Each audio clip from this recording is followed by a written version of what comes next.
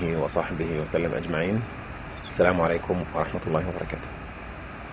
Most welcome back to Children's Literature, our course in which we deal with a new genre, a new literary kind that has been quite forgotten in university courses and university syllabi, and which King Faisal University has brought again into life by asking you to study it among the other courses that you are supposed to study. This is a very interesting course that deals with theory and practice in the same way that we have been used to in the other two courses, in the modern novel and in the rise of the novel. In the last 3-4 lectures, we already dealt with the theoretical part, and we began recently to start talking about the novel itself. Theory in itself is not useful unless you couple it with a real study or a real exemplification, a real practical study of one text in order to show the things that you have been theorizing about or talking about theoretically in the body of the text. The text that we have chosen, as you know, is The Railway Children by Edith Nesbit, a writer from the second half of the second half of the 19th and first half of the 20th centuries. The novel is very important as it shows us many things: the characteristics of children's literature, the features of the last part of the 19th century, and the features of the first part of the 20th century.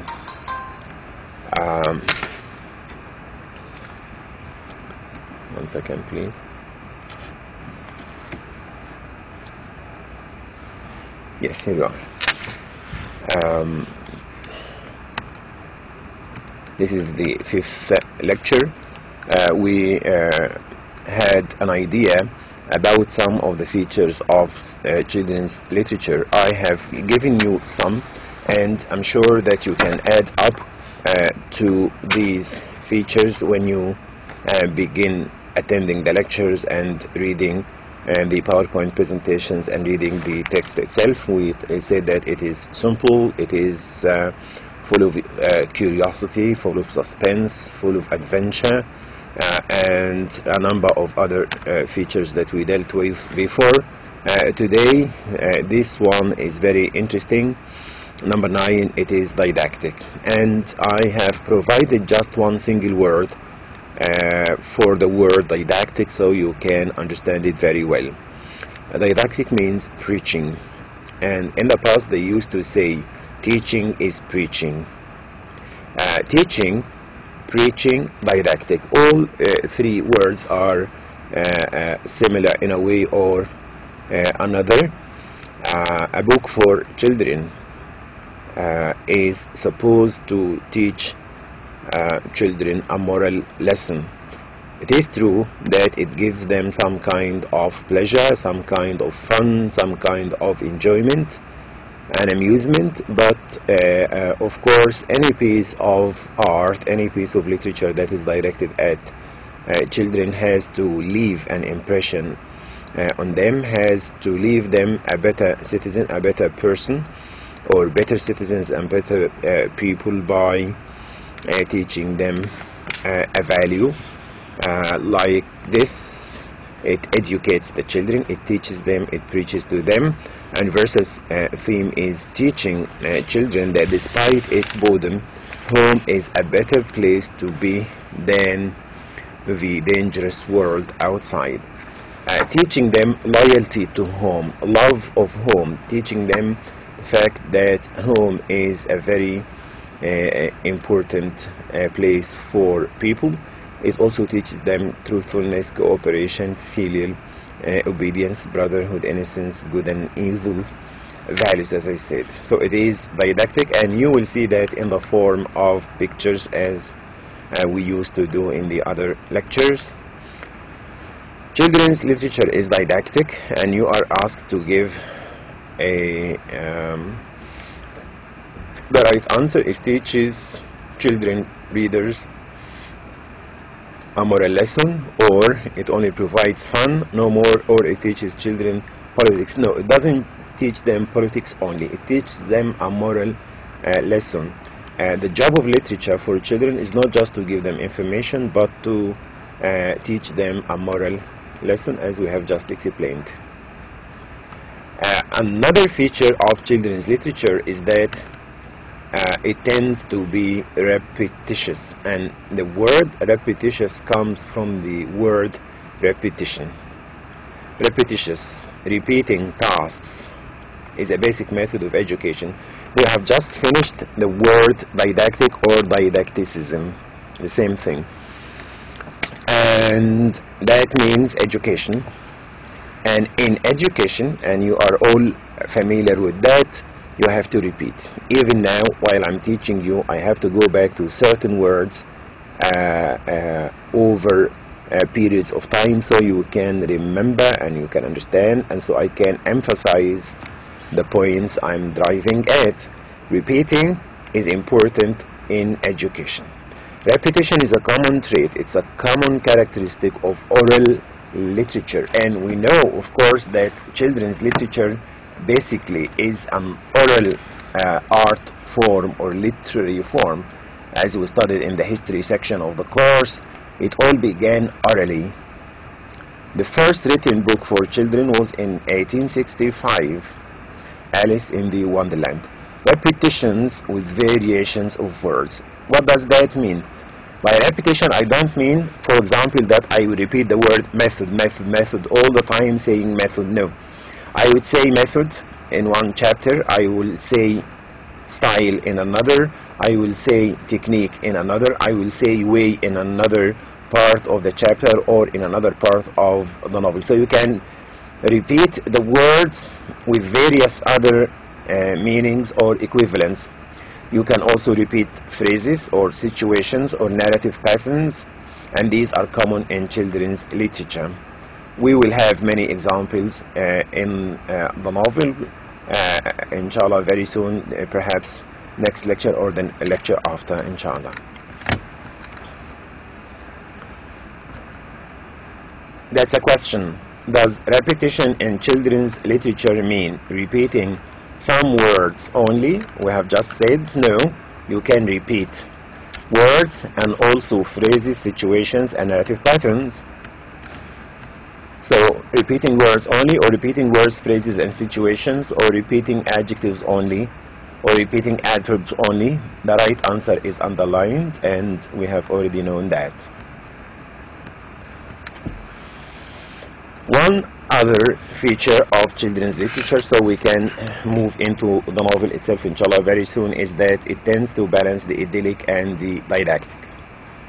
Idyllic we have already talked about. Idyllic means natural, having to do with the desert, the air, the trees, water, oceans, the seas, and the atmosphere, the sparrows, the birds, the animals. Understand? All these, like this, all this background refers to innocence, freshness, sincerity, clear-mindedness. Such adjectives describe the world, the minds, the hearts of children quite accurately.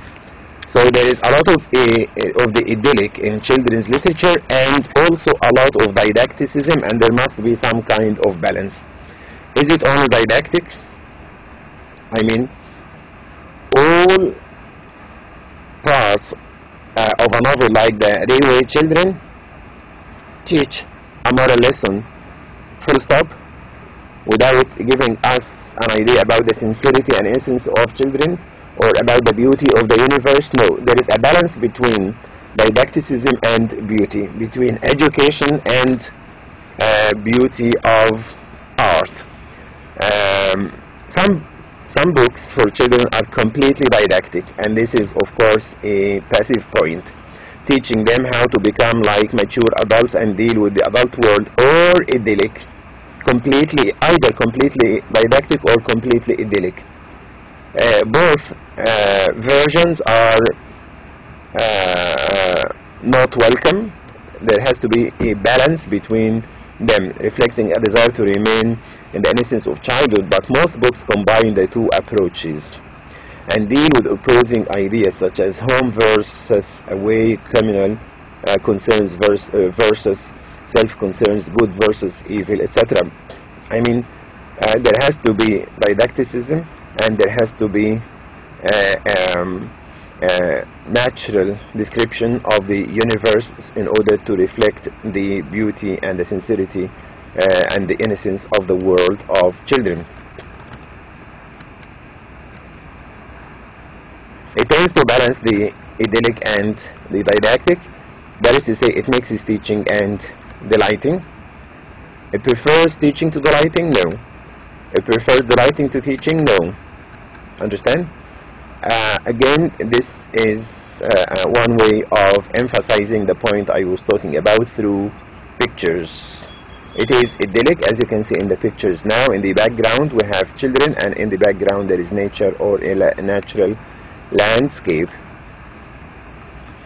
We have characters, but in the background there is the field. There are trees and there is grass. Idyllic again. Now this is didactic, teaching them that if you go like this in an atmosphere that is very cold and icy like this, you might be hurt. So this is didactic. Now here we have a teacher or someone teaching children a lesson. It could be a moral lesson, it could be a scientific lesson, but there has to be some lesson to be learned. Here also they are there and one is reading for them and they are all listening. Also a person here, a grown-up person, is teaching a small kid how to ride a bike, and there is a grown-up person, again a teacher or something, or a nurse, showing children how to do certain forms out of certain pieces of art. It is didactic. So today we have stopped at 2 or 3 characteristics of children's literature. One of them is that it is didactic, and we said that didactic means educative. It educates children, it gives them a moral lesson. The other one is that it is idyllic, and that it balances the idyllic and the didactic. And the last one is that in order to be didactic and to teach children a moral lesson or something, children's literature needs to be repetitive. It repeats, and repetition, we said, is not limited to repeating a word as it is in many examples in the novel or in the work of art, but repetition can be in the form of words or phrases or situations, and we have seen a number of pictures showing this. Now, under this title, the author, we read this. Why am I talking about the author? Actually, it is because there is a lot of connection between the life story, I mean the biography of the author, and the mother in the novel, or about the novel in general and what happened to the author. The author is Edith Nesbit. Like Roberta, Peter, and Phyllis in The Railway Children, Edith Nesbit, the author, was born into a middle-class family. So both the author and the children come from a middle-class family whose fortunes eventually declined. A middle-class family that is neither very poor nor very rich, that has everything it needs. Children, as we will see in the first chapter, have everything they need, and every modern convenience, as the state agents say. But after a while, those fortunes of the children and the family go down. They decline. They worsen. Unlike the children in the novel, however, there is some similarity and some difference. The similarity is that they come from a middle-class family and then their fortunes change, decline.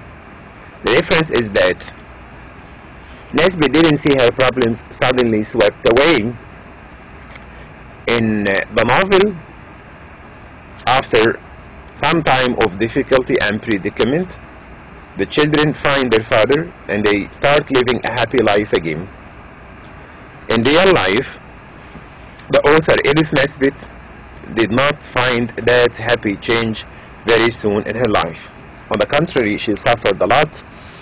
She had to work in order to earn money. She was divorced and she married twice, and her husbands met or faced some financial troubles that continued throughout her lifetime, even until her death. But in the novel, the children were better off after some time. The writer's childhood was a difficult one. Her father died when she was only 4 years old. There is some sort of similarity. The author's father died when she was 4. In the novel, the father of the children goes away. He doesn't die. He just disappears. He is arrested. He is taken by the police for a wrong accusation. He was wrongly, mistakenly accused of having sold state secrets to one Russian businessman, and that is why they have taken him prisoner. In the real life of the writer, her father died when she was 4. The family of the writer moved around Europe. Okay, in the novel, the family of the children and the mother, after the father is arrested, moves into another place because it is cheaper, because they wanted to find a place a lot suitable to their own financial capabilities after the absence of the father. So you could draw a table in which there are 2 columns and many rows, and then you say the novel in one column and the writer's life in another column. You will find similarities and differences. What is similar, what is different between them? When the writer moved as a child with her mother and brothers and sisters, they moved to a place in London called Kent, South London, south of England. And like in the novel, to a great extent, there was one very important attraction. Attraction is a place that attracts the attention of children, and that was the railway line. Exactly the same thing that you find in the novel. The railway line, a line on which trains run.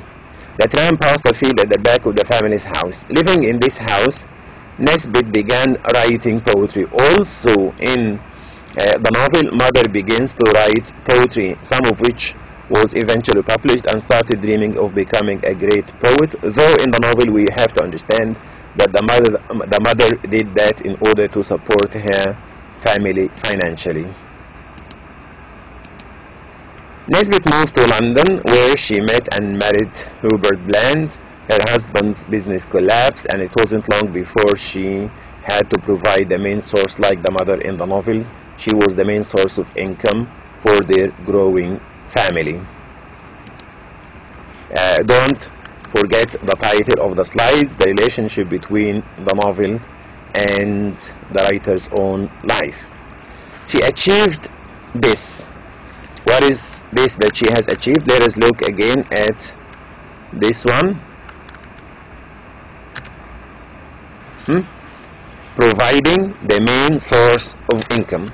How could she provide the main source of income? She provided this mainly by writing poetry, stories, novels, anything that matched the literary taste of the time, and we will see that Mother does that exactly the same thing we find in the novel. She writes poetry and stories, and the novel, in I think lecture 7 or something, we will study a very interesting aspect of the novel, which is the poem she has written for her sick child Peter, a very interesting poem.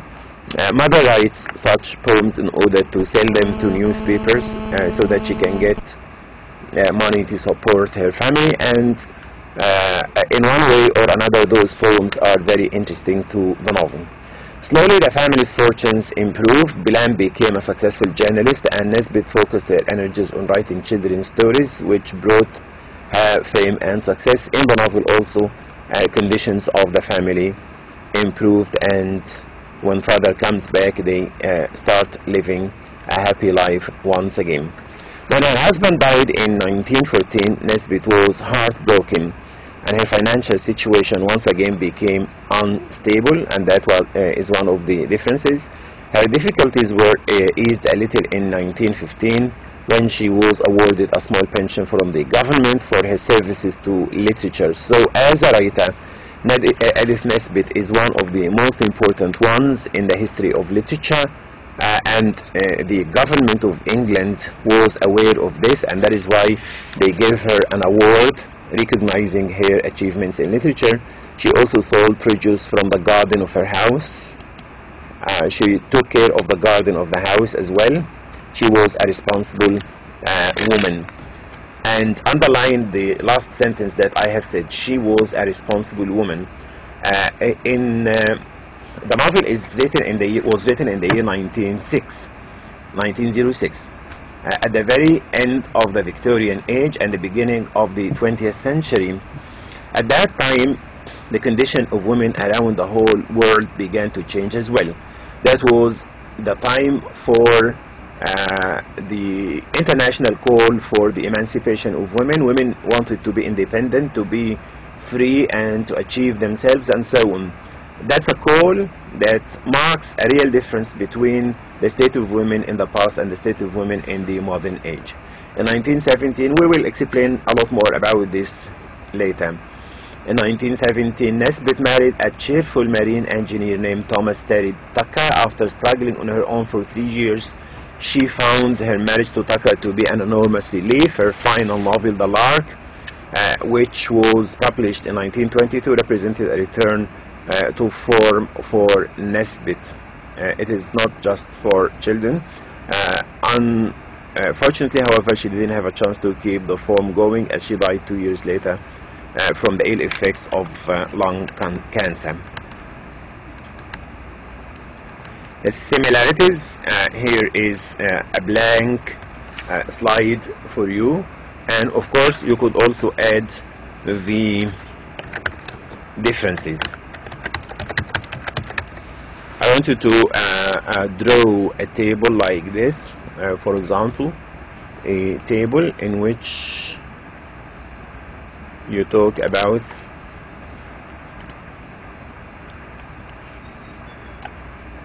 the similarities in one column and the differences in another column. After you have listened to this lecture, and after you read some parts of the novel, you will be able to deal with these two very important points. We will come back to them many times. The similarities between the novel and the writer's own life. One last question before we go. Mother. So again, the similarities and the differences. One last thing that we need to read now is this question. Mother in the novel is almost an exact copy of. And remember, I have said, I didn't say she is an exact copy. I said mother is almost an exact copy. The exact copy of the writer. Not the writer's sister, not one famous woman in the 19th century, not any woman in any age. She is an exact copy of the writer Edith Nesbit. We've come to the end, but let me take you to the beginning once again. we began talking in the 5th lecture about some features of children's literature, and the first one that we started with was the fact that it is didactic. And didactic means that it educates children with a moral lesson or any other lesson. And we also said in order to achieve this, it has to be repetitive. So it is repetitious or repetitive there in order to contribute to the education of children. Children's literature has to use repetition. We said that the repetition is not just repeating words, but you can repeat phrases, situations, and narrative patterns, and the novel is full of such examples. And there is a balance in children's literature between the idyllic and the didactic. We explained idyllic once more. Idyllic means natural, beautiful, innocent, sincere, fulfilling, satisfying, relieving, romantic. You know, all these are qualities of children and qualities of one part of children's literature. The other part is didactic, so not purely idyllic and not purely didactic. This takes us back again to the issue of teaching and delighting. Children's literature has to teach, but at the same time it has to delight or to give us a moral lesson again.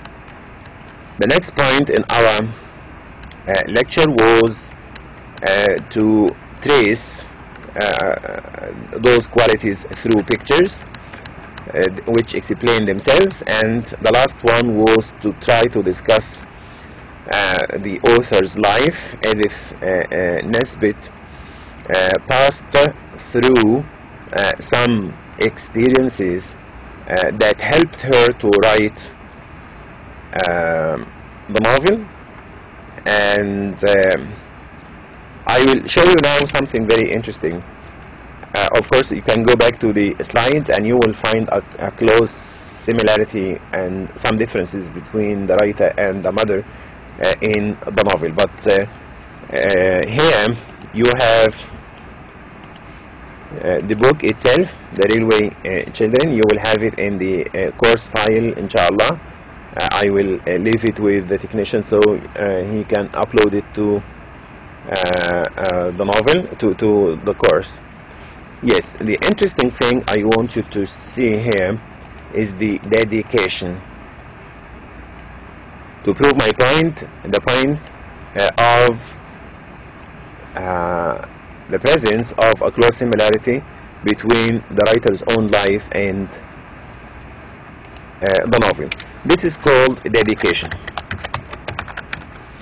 It is called dedication. The novel is dedicated, it is written for, it is a gift for, it is a message to, and this line we can add to our PowerPoint presentation perhaps at the end.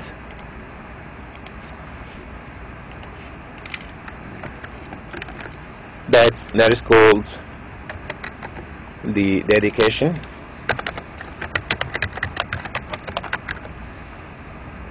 To whom is the novel dedicated?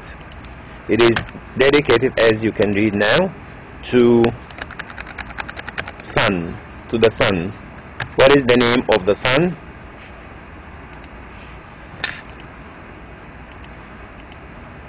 The dedication to my dear son Paul Bland. One of her husbands was called Richard Bland. Her son is Paul, behind whose knowledge of railways my ignorance confidently shelters. So here she dedicates the novel to her son. He has her real son, the writer's real son in real life, whose name was Paul.